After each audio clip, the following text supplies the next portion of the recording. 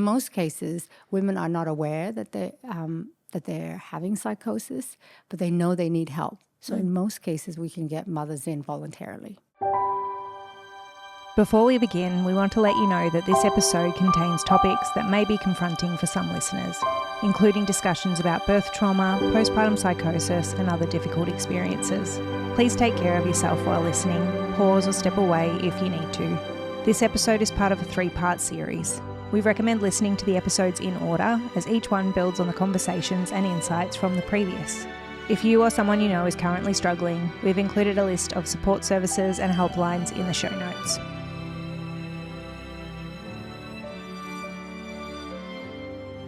Hello everyone and welcome back to No Place Like Home. I'm your host Kath and I'm joined by the wonderful Larissa. Hello.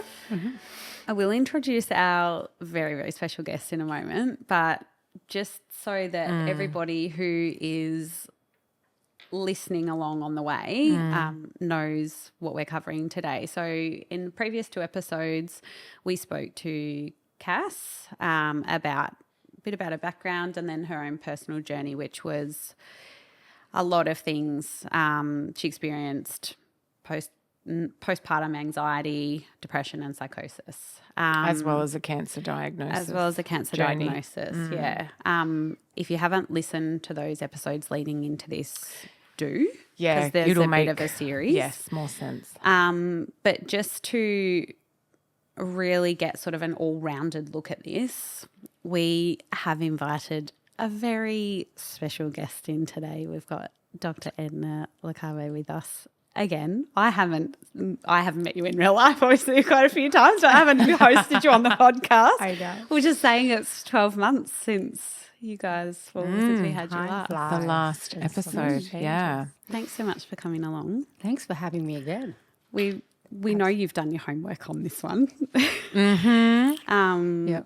So for those that don't know, Dr. Edna is a perinatal psychiatrist, amongst a lot of other things, lots of other talents, lots of hats.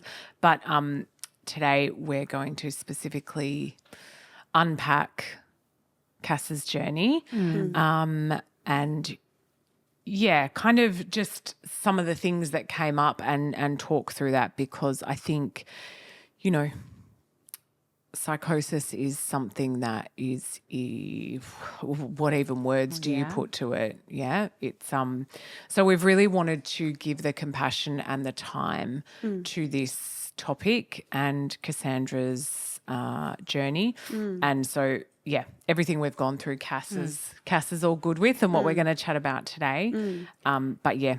Thanks, Edna. Do you want to give us a little bit of a spiel, seeing as it's been a long time in between your visits? Yeah. Just a bit about what you do and... what do I do? Other than coming and hanging out with us today. Hang out.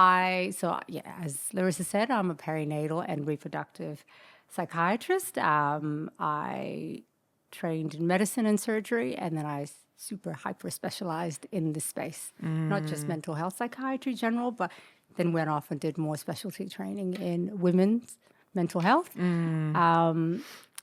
which was a long journey.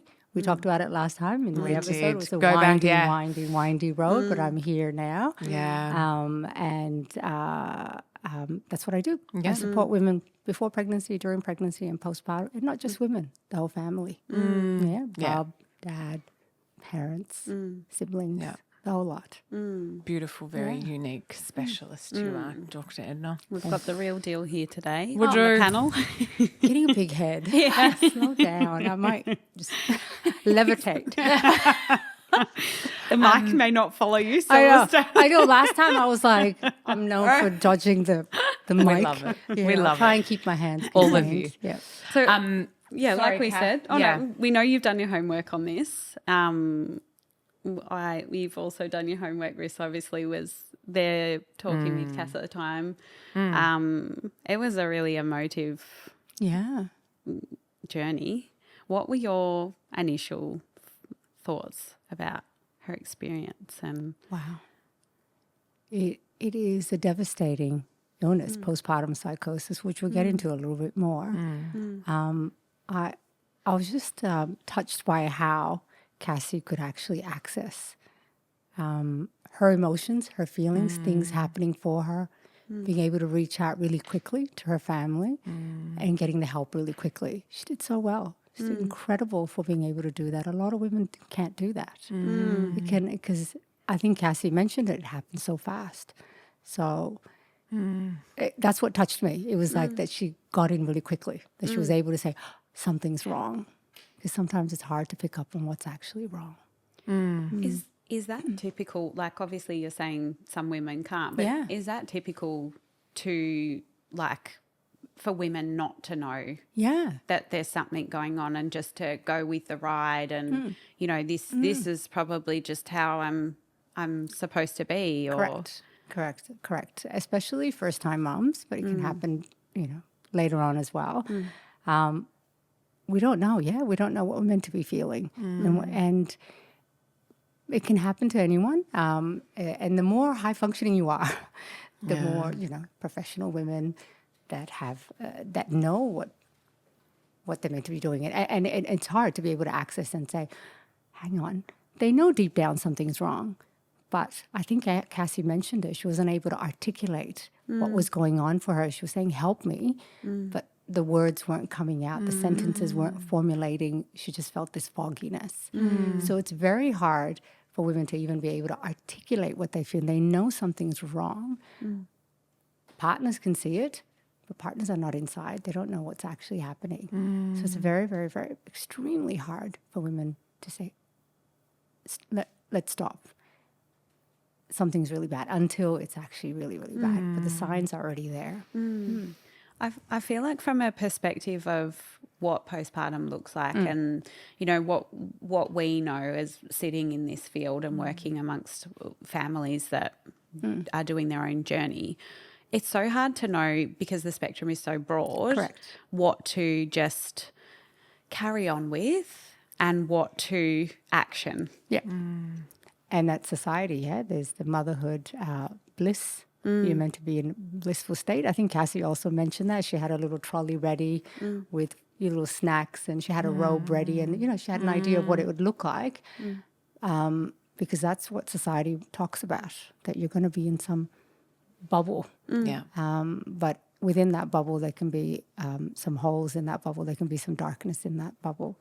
And when that happens, how do you put it together? Because you haven't read about it, you haven't talked about it, you haven't been educated about it in antenatal care, which we'll get into a little bit more. You just don't get much information unless you're looking for it. Yeah, because it's almost like that balance of, like, how much do you tell expecting parents without overwhelming them being absolutely petrified and overwhelmed? So, you know, it's kind of hard to very, very hard. know how much to tell or not. And that's why it's so unique, isn't it? In that everyone's experience is so different. So different. Yeah.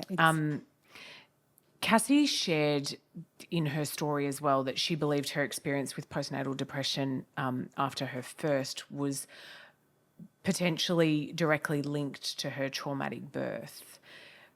Is there a strong link between birth trauma and... Absolutely. Absolutely. She's spot on. There's substantial evidence that actually links the two, where you have a traumatic childbirth, and that can be, in Cassie's case, was a lot of loss of control, no consent. It can be emergency seizures, it can be blood loss, it can be preterm birth, it can be a protracted, prolonged labor or pain that's not well managed. You know, trauma comes in all shapes and forms, and it's not about the doctors and how they're, or the midwives, what they're experiencing. It's what the person's experiencing, the mother's experiencing. And Cassie certainly experienced a lot of loss of control and a lot of no consents. And education, potentially, you know, support around what birth would look like. And she was really left in that space, quite vulnerable space. And so she's absolutely right. There is a lot of data to link the two. And I talk to obstetricians and midwives all the time about identifying whenever you have a woman who's just been, because they're there, I'm not there at the birth. If you know that anything has happened, like anything that's not the norm, a little bit of blood loss. It might feel like a little bit to the doctors and midwives, but it may not be a little bit for the mom. Yeah. You know, if the mom's legs were up in the stirrup for longer than she needed to be, if there was 10 people in the room, we have to, that's not usual practice. People just need to be a bit more vigilant. So I say, you know, if there's anything that just went a little bit different, a little bit left, let's do some screening. Yeah. Let's just start talking about Yeah. it. It's so hard Let's just start. to know what that looks like as well because, for example, like if we look at a public hospital, there's often more people around than what would be normal for a private hospital, for example. But that person's norm and their own expectations is so very different to what is normal in the hospital and what that looks like. So that's like a different thing unto itself, really. Correct. Healthcare workers need to know that this is the first time this woman's or maybe the second time. Yeah, and we, you know, as healthcare workers, yes, we're used to just rolling around with 10 people, having the windows open and lights on and all action and not actually communicating because we've done it before. But it's so important to remember that this is the first time this person's doing it. So it's just about slowing it down a little bit. But it's so hard. It's so hard to do that. Yeah. So hard to do that. And I'm sure you're aware of the stats of trauma in childbirth. 1 in 3 women. That's a lot. 1 in 3 women have trauma. It's huge. From childbirth. 1 in 3. We should be screening all moms. Absolutely. And it screening should is just be mandatory. Mandatory, and screening is not just a piece of paper. It's really sitting down with the woman and really saying, now, how did that feel for you? Yeah. You know? Yeah, because your trauma is different to my trauma, different to Larissa's trauma. How did you experience your birth? What was it like? And immediately you would ask that. You would ask that again at 6 weeks because what shows up first time around might, you know, it's just too fresh. Might not be able to access that memory. And I think for Cassie, it just became more and more real that her trauma was a trauma. It just became, it was unfolding. So then you have to keep going back and asking and just saying, hang on. Maternal child health nurses have that responsibility. We all do. Yeah. You know? Given that you do it, like your ideal world is that you're doing this screening, you know, in those early days postpartum. Yeah.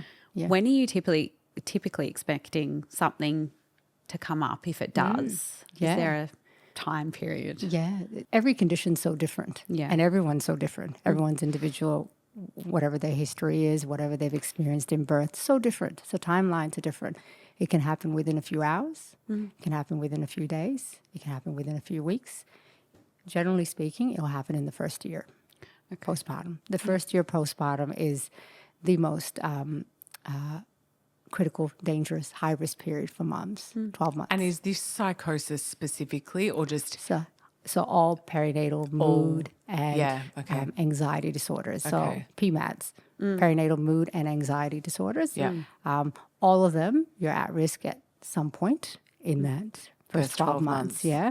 And they all come up at different speeds. The one that's the fastest is postpartum psychosis. That shows up within like hours sometimes. I've been in cases where a woman's had a baby and within 4 hours there's already signs of it, and staff are like, Edna, can you come down? Something's not quite right. What's not quite right? Not sure. Just come down. Then you go down and you see the mom, and it hit, like I can feel psychosis in my my hair stand up because you walk into a room, and my job before I see a patient, I'm already assessing the room, and you just see clutter everywhere. Just the room looks really disorganized. There's a lot of food piled up everywhere. There's wrappers, there's drinks, you know, half drunk drinks. There might be, you know, clothes on the floor. The bed's not made, and you know, I have a bit of a handover of who the woman is, and I know this is a woman that, you know, is potentially a doctor or a lawyer, or I know this is a high-functioning woman. So I walk into this room without judgment, but I'm just assessing. And everything looks disorganized. And I've had cases where I've gone in and women laugh at me as soon as I walk in. They're like, someone said you were coming in, and they didn't tell me you'd look like, who do they say? What was her name? Winnie Goldberg? Whoopi Goldberg. Whoopi Goldberg. And they laughed at me, and I was like, Oh, wow. You know, and then husband's like, I'm so sorry. I'm like, no, that's okay. This is part of the assessment. I need to hear this stuff. I need to know. And I've had cases where I walk in and a woman looks quite disheveled, and there's lipstick mark on the side of her face. And I'm like, what's this on your face? And woman just looks a bit confused. And that's the first sign. Women become quite confused and look perplexed. Conversation is a little bit disorganized, behavior is disorganized, speech is a little bit, I think Cassie touched on it. She was articulating a whole conversation with her dad in her head, but it wasn't coming out. Yeah. So I see that. I'll be talking to the woman and they're talking and then they just stop suddenly.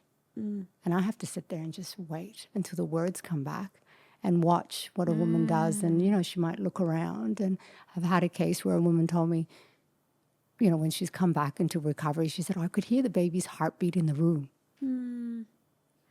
She's hearing things. Because then if you ask a woman, are you hearing things? They won't be able to tell you, yeah, I'm hearing voices. Nah, no one will tell you they're hearing voices. Yeah, I found that so interesting about Cass because she spoke two things that I remember she said. And one was like that noise that you used to hear on a TV. That was like the white, the white noise. Yeah, she's mentioned that. And then there was like, I think she described it as it was like her inner, it was like it was playing out. It's scary. Which from that perspective, like how vocal are your patients normally? Is this like a journey that is normal for them to talk to you about? Is it similar? So I'm lucky, and as a psychiatrist, I have an hour or maybe 2 hours to sit with the patient. With psychosis, it's fluctuating. Someone can look completely fine. And I think that was Cassie, like she'd be okay. Like, the fog's lifted and then it's back. So, and it can change quite rapidly. So I just sit there for an hour and I just watch all the seasons come through. And the seasons are the person, might be quite talking to me really fast and agitated and quite pressured and needs to tell me that they have this superpower. All of a sudden they understand everything in the world and it all making sense. And I'm like, okay, tell me more. What makes sense? Can't tell me. A woman once told me she could speak Greek fluently all of a sudden.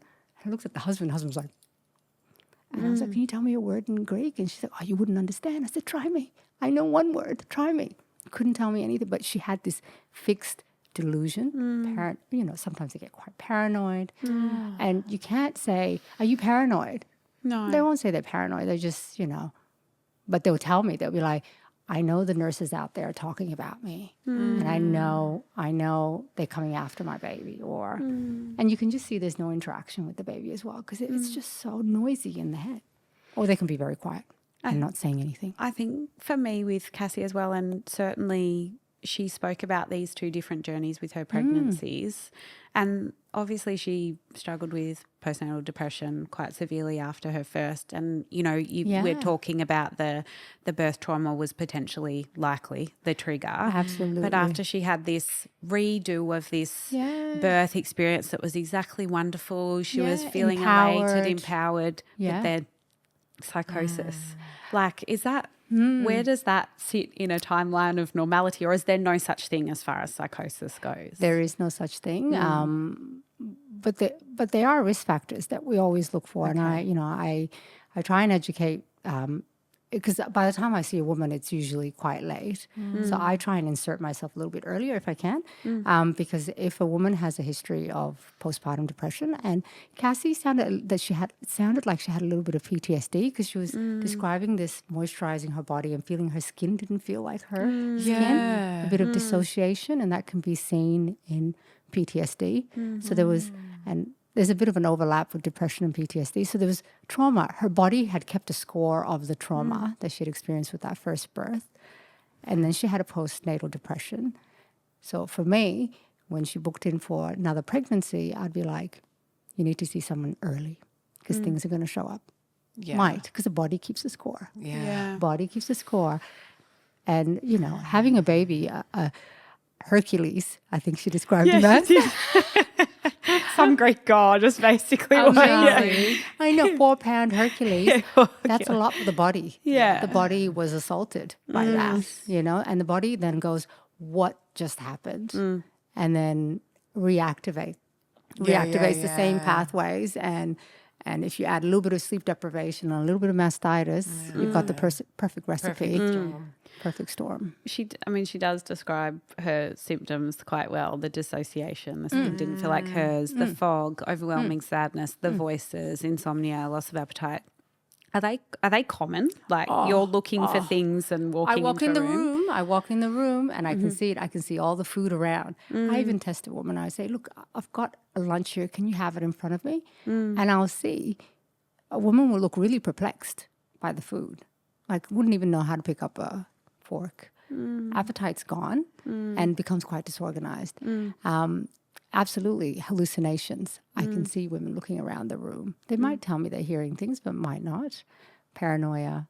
I can see them moving through the room as well. Sometimes they just move a bit, or they're laying on the bed a little bit awkwardly, or I can just feel like they're just having an out of What a frightening. frightening And I can see experience. families sitting there looking frightened, frightened, So scary. and then frightening. Because it comes on so suddenly. They're fine, and then they're not sleeping. I think she described losing sleep. Yeah. And that is another hole in the cheese that lines up. You don't sleep, and then you lose your mind. So if someone presents at hospital with postpartum psychosis, what are the treatment options then? So obviously you've talked about the assessment. Yep. But post-assessment, I think then sort of what then happens? Yeah. Because obviously you want to try and get them out of that state. Yeah. Frightening state. Horrible. Frightening. And it moves so rapidly, it just came on. It was, I think Cassie was describing, it was like a Wednesday, Thursday, then Friday. It was just, and then, so the treatment is, it's a psychiatric emergency because the risk is so high for suicide, for infanticide. Risk is very high. We'll talk more about that. So it's a psychiatric emergency. If that's happening, straight into emergency department. And mom might not be able to communicate those things, but partner, mom, dad, they're usually other ones that have eyes on. They need to be able to communicate that to the doctor, what they see, and then treatment is the gold standard of care is admission, a safe admission to hospital. And that, ideally, it's voluntarily done. Yeah, but at this point, if they're not compliant. Yeah. So ideally, it should be to a mother-baby unit. So we try and keep mom and Bob together as long as mom is well enough to be able to engage in some of the care, the mother crafting that's required. We keep mom and Bob together. When I talk to women about treatment, I have to see how much insight they have. I think Cassie had amazing insight into her symptoms. Yeah. I think she even said she knew the word psychosis. Like she'd educated herself so much in the second time round. But in most cases, women are not aware that they're having psychosis, but they know they need help. So in most cases, we can get mothers in voluntarily. Yeah. Because they know. They don't want to feel like they the don't way wanna that they're feel like feeling. this. So they're like, I know I need help. They don't care what you're calling it, Edna. Yeah. Okay. Just help me. Just help me. Yeah. Or they might not say, but there's some women that will say, I'm fine. I can speak Greek now. I understand the world and the way it's working right now. Why are you trying to put me in hospital? That's no insight. So that then requires me then using the Mental Health Act, the Mental Health and Wellbeing Act. And we have laws around that. We can't just put people in involuntarily in hospital. We have to follow the laws, and the laws state that I need to be able to diagnose a mental illness. Right. One, I need to be able to assess the risks and see that the person needs immediate treatment right now. Otherwise, the illness will continue deteriorating if they don't get treatment. And the treatment cannot be provided at home because the medications need to be titrated carefully. We need to monitor the person taking the medication because you know how I said the disorganized behavior can't even eat food, So how are they going to How are they going to be able to say, take your medication at 8, take it at 11? Can't do that, and we don't want to put that burden on family. Yeah. So it can only be done. That's the least restrictive ways to be in hospital. And if the person's not admitted, the risk is too high. Yeah. So if I'm able to fulfill those 4 criteria, I can section the person, and then we go. It's very rare that we have to section. And when we section, generally speaking, we try and keep mom together with baby. But if it's too unwell, mom has to go in by herself.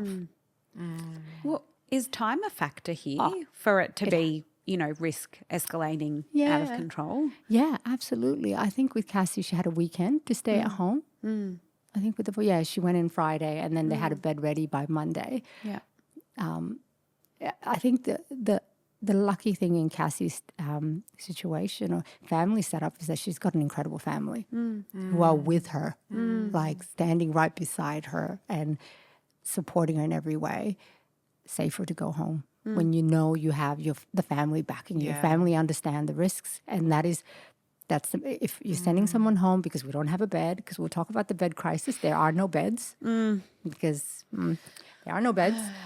So women and families are forced to stay home until we can get a bed with the baby. Yeah. But if we were to go to a general psych hospital, absolutely, the admissions are a bit quicker. But to keep mom and Bob together, I know, you don't want to separate, Yeah. But in Cassie's case, she had her family. So she could go home, be with her family with very clear instructions. I think she was already started on medication, which is what you need. A bit like an infection, you need antibiotics straight away. Yeah. Same thing. It's like an infection. You need to start medication straight away. So she started meds and then admission. And admission is where the work starts. It's hard to move past the fear element of it that women must fear, women must experience. And she described that so beautifully. She was so afraid. She was so afraid to stay home. She needed help right then. She knew, this is going too fast. This is different from last time, I think she said, from postnatal depression. How many of your patients typically come out of the psychosis after treatment? And because I should reference this, and we didn't get this on the episode, but Cass was 12 months post this whole incident happening, and she told us she just on that day finished all her medications. Amazing. Yeah. So how many people come out of that and are okay to come off medication, or is this a lifelong thing for some people? What does that look like? It's a frightening thing, postpartum psychosis, and when it happens, the immediate thing is to treat. And usually you see symptoms abating with antipsychotic medication, sometimes a mood stabilizer. Sometimes it also takes a benzodiazepine, like a Valium also, because the woman needs to sleep. We need to, sleep is restorative. It fixes everything, sleep a lot. And sometimes we need also an antidepressant as well. So usually symptoms of psychosis go away. Within a week, it softens up. 2 weeks, it's starting to look really, really positive. By 4 weeks, a lot of it has gone. Guidelines are there's not very strong guidelines around what treatment should look like, but typically you'd want to continue medication, the antipsychotics, for a little bit longer. I think she did 2 weeks. I wasn't involved in Cassie's case, so I'm not sure how her journey was, but everyone's journey is unique and individual. Again, I have to work with the person sitting in front of me. What do they want? What do they need? And we need to do it safely, and Cassie did it safely. So antipsychotics can come off at some point because the psychosis is resolved. So if that's resolved, but then what hangs around a little bit longer is the depression, the mood, because post that there can be a dip. I remember her saying as well in the episode that they had sort of said to her, we don't want to keep you on the antipsychotics too long because there's some side effects from that. Exactly. There are. But they weaned her off different things at different times. At different times. So that's a normal thing to do. Absolutely normal. Producer Rach has just confirmed it was 2 weeks the antipsychotics. She was weaned off, and then she continued on the antidepressants for up to 12 months. Some women may need also a mood stabilizer, because sometimes the postpartum psychosis is actually a misnomer of postpartum psychosis. It's sometimes actually a first episode bipolar disorder, first episode mania. In a lot of cases. So when I'm taking the first history from a woman that's having postpartum, I usually go back to the family. I said, is there anyone with bipolar disorder? Is there anyone? And usually there'll be someone, oh yeah, auntie so-and-so, or my mother was institutionalized back after her birth and we don't know what it was. And it's usually, and as soon as I hear that there's a family history of someone postpartum having something, it's a bipolar disorder. So I tend to say, look, let's do a mood stabilizer as well. Just to say. But in most cases, antidepressant is effective. And you'd want to continue it for the first year postpartum because that's the highest risk period. Okay. Suicide is the leading cause Okay. of maternal mortality. Okay. So is that you like when you hear postnatal or postpartum suicide, are you immediately assuming psychosis, or are you sort of No. like that's a hard journey, something wasn't managed, or So the data is really, the way data is collected, they lump it all in together. It's not really, it's when the suicide results are released, everyone's put into a PMAD. It could be depression, it could be anxiety, it could be OCD, it could be PTSD, it could be substance use, it could be psychosis, it could be a bipolar illness. Everything's just lumped in together, and the suicide rate sits at around 6 to 7%. God. In Australia, suicide is the number one leading maternal mortality cause of death in moms. My God. Around the world, the leading cause is hemorrhage, postpartum hemorrhage, infection, preeclampsia, hypertension. They cause about 90% of the death in third world nations. Like if you do that, suicide's a little. Whereas here in Australia, we've got good healthcare. We've lowered the risk on postpartum hemorrhages. We've lowered the risk on infection. We've lowered the risk on preeclampsia. For suicide, we haven't really lowered it. oh, we'll just like the rest of the mental health, we'll just park that back there, and it's 6 to 7%. But that's not good. And the risk is the highest for suicide. I have to mention this in the acute postpartum psychosis. The risk is high, but it's not as high as we think. The risk is highest when the person makes a recovery. Oh, That's the highest time. It goes up by like 300 times. I wonder if that has anything to do with the realization of what's happened and how that feels to be. Correct. All that, when you start revisiting things, the guilt. I think she had that with the postnatal depression, the guilt, if I had done this, if I had done that, lots of things. And then there's exhaustion, there's all these changes happening. So the risk is so much higher after the postpartum psychosis resolve. Even though there's a risk in the postpartum, it's way higher postpartum. So women, once they recover from postpartum psychosis, it's not just, you're done. No, we have to continue seeing your doctor closely. Yeah. Monitoring, because just looking to see if there's any return of anything. So obviously in Cassie's story, she suffered the severe mastitis. Yeah. And the infection. Can that exacerbate the psychological symptoms? Absolutely. The body and mind are connected. Yeah. Yeah, absolutely. Yeah. Mastitis is, I don't know if you've had mastitis, it's very uncomfortable. Nasty.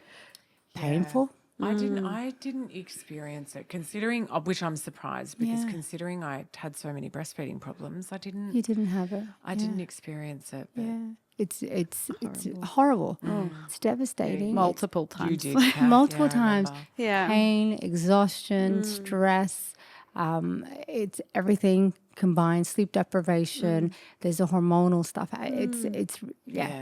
So it's actually a bi-directional thing. So mastitis can cause depression and anxiety, all the PMADs, but also the PMADs can cause mastitis. It affects the hormone. The prolactin hormone gets affected. You end up with low supply, milk ducts being blocked. So it's like a bi-directional thing. Which one? Chicken and the egg kind of thing. But I think in Cassie's case, there was a lot of reasons. Maybe she had the radiation on that breast that kept jamming up on her chest. on her chest. So there was lots of scar tissue. Yeah. So there was reasons why there was a bit of struggling. Which she didn't understand. No. Yeah, because no. no one had But why? Yeah, but mentioned it to again, that's not her job. It's the doctors who are looking after her. To absolutely. take all this history. I mean, this is why we study to be able to. I feel like there was lots of interesting things about her journey in general, but when she was reflecting on it and one of the doctors actually said to her it had something to do with her mercury levels. Yeah. Like what Zinc are you and looking copper, I think. Yeah. What Yeah. are you looking for in like when Blood somebody arrives to you, you know, you've done this full assessment, you're quite sus on what's going on. Yeah. I'm looking for everything. Yeah. I'm starting from scratch. Yeah. Are there are there generally blood tests involved in that? Are there Absolutely. shifts in different Absolutely. So if they're in hospital, it's easier for me because they're in hospital. They're there with me. I can look at the vital signs, blood pressure, heart rate, their saturation, their respiratory rate, just because the vitals tell us a lot how, it's a little bit like our indicators, our, what is it called? The dashboard. On the dashboard. Yeah, on the car. in the car, the speedometer is telling me how things are functioning. And then I go in a little bit deeper and I try and understand the story. I say, have you lost blood? Tell me a little bit about your sleeping patterns. Tell me a little bit more about your appetite. Tell me, tell me about your history, any thyroid issues, any iron deficiency throughout your pregnancy, vitamin D deficiency. Then I go a little bit deeper and start doing all the blood tests, ruling out all these micronutrients, calcium, magnesium, phosphate, vitamin B12, everything. And then you go into the trace elements. I think that's what Cassie was talking about, copper and zinc as well. So we don't leave any stone unturned because the body has just been through a massive transition, pregnancy, and then birth. A woman's depleted. So we just check everything, make sure that, the system is functioning. If there's any deficiencies there, replace. If there's infection, treat. If there is any of the vital signs off, like I've had women that were having difficulty breathing, I'm like, well, is there something wrong with the heart? Women can get heart failure postpartum. Or if there's preeclampsia happening, you check the urine for protein. So you do a full blown, Full body, ruling out infection, heart, clots. Lots of things can happen postpartum, any anemia. And then I start looking at the psychiatric things. But always rule out the physical things first. But they often talk to one another. Usually, are you finding that you kind of are like a detective looking for the right? Literally. I'm just like, they're like, Edna, come and see her, something's off. And I'm like, okay. Then I just, and then I'm like, I can't look at her wound because I'm a psychiatrist, but can you look at her wound? The last time her wound was looked at was 3 days ago. Can we have a look and see if there's anything cooking there? Yeah. The obstetricians can do that for me or the midwives can do that for me. And I'm like, she had a thyroid issue in her pregnancy. It could be playing up now. Let's get an endocrinologist involved. She has an iron deficiency. Let's give her a little top up if she's in hospital. If not, GP. I liaise with everyone that can help me physically. I can find things and then point in the right direction. Say, quickly, let's get help. Amazing. But essentially, you're not just doing one thing. You're looking at every option of what's going on. Anything for to this. help my brain, I'll do it. I'll do it. Because if I just focus on the brain and I miss the whole body, I think Cassie talked about that. She was in hospital and she was brewing a horrible mastitis, which wasn't really picked up on. And she had to go out into the hospital, try and came back and then had to be shipped out again. It was just brewing, sitting there. So you have to look at everything. The holistic approach. Everything. Especially in postpartum psychosis. Dr. Edna, do you feel like there's anything that we haven't touched on that you feel like is important? That Sorry, I talk so much. No, don't be sorry. passionate It's so, I just think it's just wonderful that people can listen to this without, it's kind of that gentle conversation as much as the things are terrifying and filled with fear, unfortunately. But it's so preventative. If you can, like you said, get in early. If you have a predisposition for mental health, then, start that journey in the right place. So we will link a lot of the support services and helplines in the show notes. I did want to say one thing. Go for it. The zinc and copper. I heard. I was listening to Cassie. Her zinc levels were low and her copper levels were quite high, which is a common association that we see. There's a lot of evidence that comes out for, but actually, it doesn't actually cause mental illness. Right. So I think Okay. Cassie said that Just to make that distinction. Yeah, to make that distinction that Yeah, high okay. copper doesn't cause the mental illness. Yeah, Low okay. zinc doesn't cause, Yeah. but it's a biomarker. So if I see that, I'm like, okay. Let's In treat that. combination. In combination with everything everything else. else. Yes. It's a bit like a blood test that you do for, like, there's one called CRP. It just tells me something's off, that there's an infection. yeah. CRP is up. CRP is not causing the Yes. problem. So zinc is not causing the problem, or copper is not causing, but they linked. It's a biomarker. Which is, it just ties in what you were saying. Yeah. You've got your detective hat on, you're looking at the perfect Yeah. things going on. Yeah. You're treating what is actually wrong with the body, but you need to work with the mind separately in these Correct. emergency cases. And I treat with zinc as well. If I see low zinc, zinc actually helps bring down the copper. So I'll use it. But even if I don't treat the zinc and I start treating with antipsychotic and antidepressant and mood stabilizer, and I repeat the zinc and copper, that corrects itself. So interesting. It's so interesting. I haven't touched the zinc or the copper, but it just corrects itself because now the brain's back online. Like the chemistry. Yeah, the in chemistry's back brain. online. So these guys are like settled down. They were just biomarkers saying, oh, The body's wild. yeah, I your know. body is wild. And It if you is hear about zinc, phenomenal. it's even wilder. Zinc just does everything. Zinc is like everywhere in our body. It does Love everything.